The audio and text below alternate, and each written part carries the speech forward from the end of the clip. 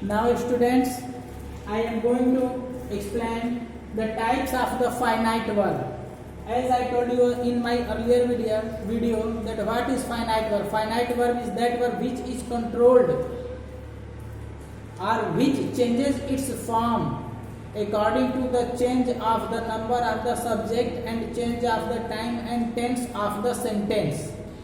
यानी हमने बताया कि फाइनाइट वर्ब वह वर्ब होती है जो सब्जेक्ट वाक्य के सब्जेक्ट के नंबर को चेंज होने के अनुसार के साथ साथ चेंज होती है, या फिर सब्जेक्ट के साथ साथ अगर वाक्य का काल बदल रहा है, टेंस बदल रहा है, तो उसके अनुसार भी अपना फॉर्म चेंज होता है इस वर्ब का. That is called the finite verb. And finite verb जो है that is a 4 types: transitive, intransitive, linking, auxiliary. So I am going to first of all describe what is transitive verb. Transitive, transitive, transitive. That is meaning to transfer. To transfer. That is means स्थानांतरित. स्थानांतरित. यानी इन हिंदी आप इसे कहते हैं transitive verb को सकर्मक क्रिया. सकर्मक मीन्स स प्लस कर्म, दैट इज कर्मक, दैट इज ऑब्जेक्ट.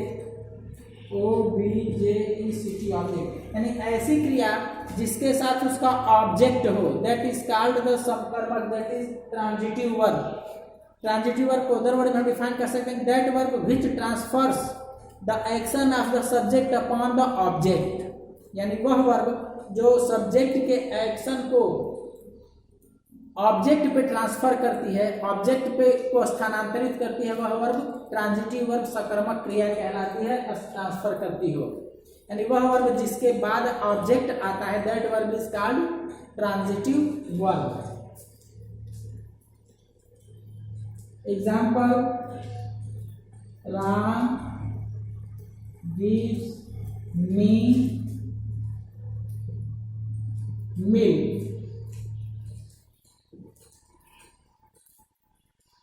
Ram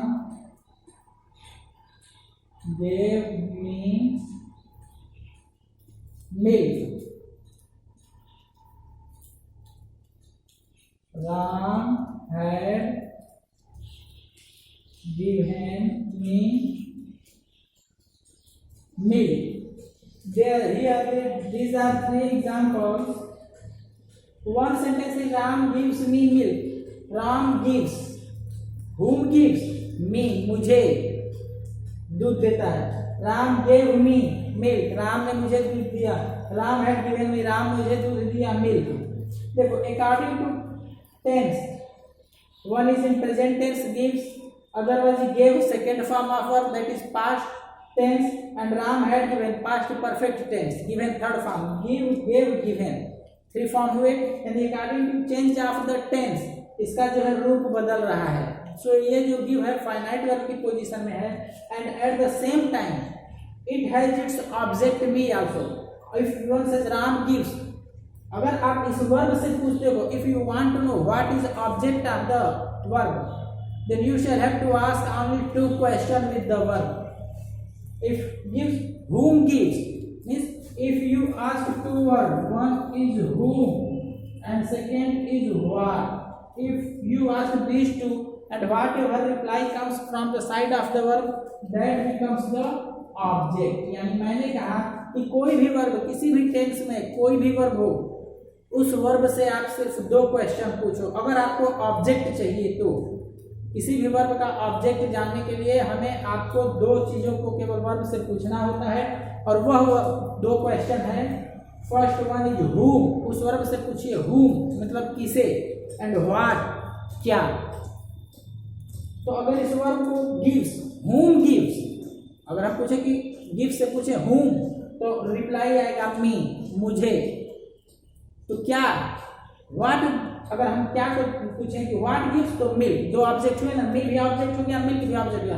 अगर मिल्क मान लो सपोज करो यहाँ मिल्क ना हो, ओनली हम कहें राम गिव्स मी, तो भी हम कह सकते हैं whom gives Ram. Ram gives, whom gives, तो मी गिव्स, मुझे देता है. तो आंसर हो जाएगा कि उसे ये देता है जो भी हो। तो इसलिए यहाँ पे एक whom आ गया।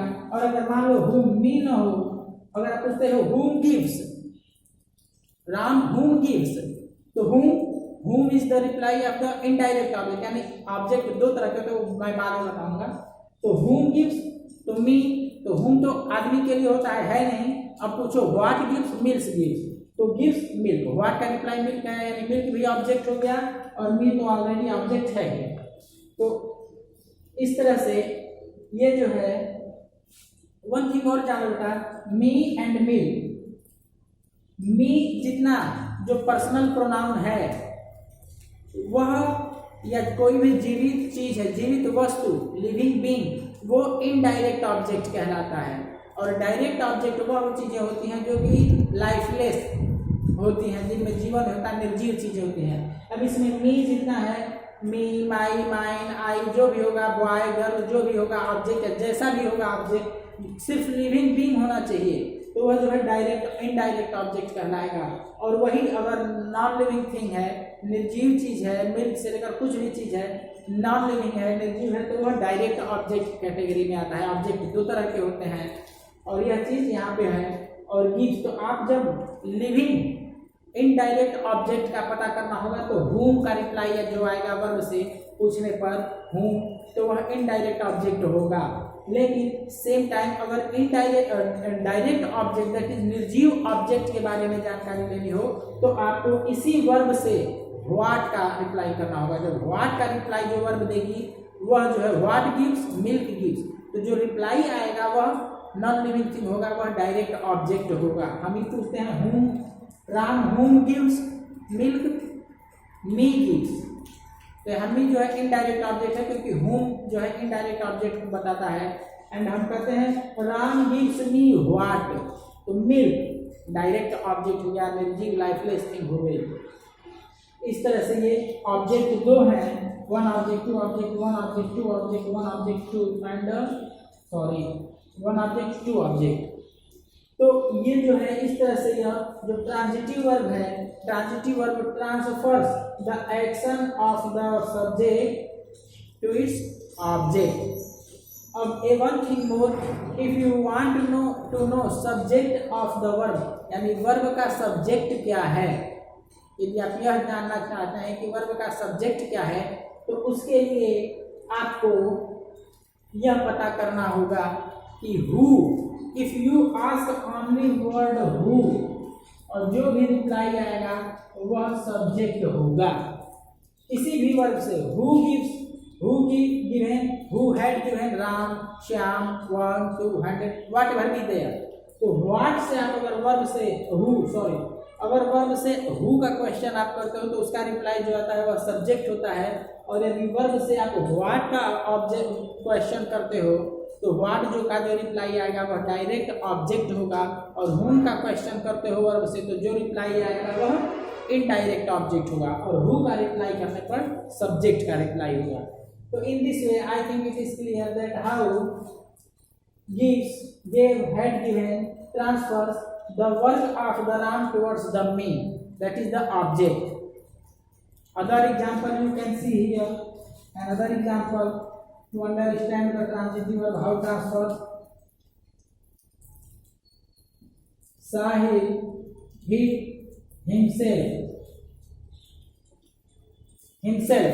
देखो himself रिफ्लेक्सिव ऑब्जेक्ट है। What is reflexive object? जब आप कोई कार्य करते हो या जो भी करता है, यानी सब्जेक्ट कार्य करने वाला है, तो उसके कार्य का प्रभाव जब सब्जेक्ट पे खुद पड़े डायरेक्ट, तो वह जो है रिफ्लेक्सिव ऑब्जेक्ट होता है। जैसे हम कहें साहिल हिट हिमसेल्फ, हिमसेल्फ मीन्स खुद को, यानी साहिल ने खुद को ही मार लिया, चोट लगा लिया, भले खुद पे ही लगा लेकिन ऑब्जेक्ट तो बना ना, साहिल एक्शन किया, उस एक्शन का इफेक्ट साहिल पे ही पड़ा।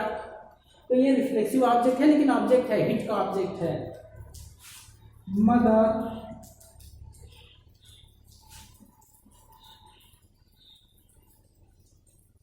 Feeds child. अब हम पूछे mother feeds child, feeds means खाना खिलाना, दूध पिलाना, जो भी कह सकते हैं। तो मम्मी जो है वह बच्चे को खाना खिला रही है, फीड्स। तो आप पूछ सकते हो whom feeds mother, child, object. who feeds child, who mother subject and whom feeds mother, whom child, तो ऑब्जेक्ट whom हमने कहा तो चाइल्ड ऑब्जेक्ट का रिप्लाई यानी ऑब्जेक्ट का पता चला, who कहा तो मदर का पता चला। इसी तरह से अगर हम यहाँ हिट वाले से पूछें whom hit, किसको हिट किया, whom himself, खुद को मार लिया, who hit himself, who WHO साहिल। इस तरह से आपको who और what से कैसे पता करना है यह चीज है, और कैसे ऑब्जेक्ट ट्रांसफर हो रहा है। Now I think it is clear and I think if any problem then you all are free to call me, but first you learn this, and in this way I think transitive verb clear to all of you. There is no great thing to understand transitive verb. Transitive means to transfer, that is in Hindi स्थानांतरित, यानी वह verb जो कर्ता के किए हुए कार्य को किसी दूसरे ऑब्जेक्ट पर, किसी दूसरे पर स्थानांतरित करे, तो वह वर्ब ट्रांजिटिव वर्ब कहलाती है। और वह ट्रांजिटिव वर्ब जो है फाइनाइट वर्ब का भाग होता है, ट्रांजिटिव वर्ब कार्य को स्थानांतरित करती ही है ऑब्जेक्ट की तरफ, plus transitive verb according to the time, tense and subject अपना फॉर्म भी चेंज करती रहती है, दोनों कार्य एक साथ करती है। And this is clear I think, and if any problem comes then you are free to call me. Thank you.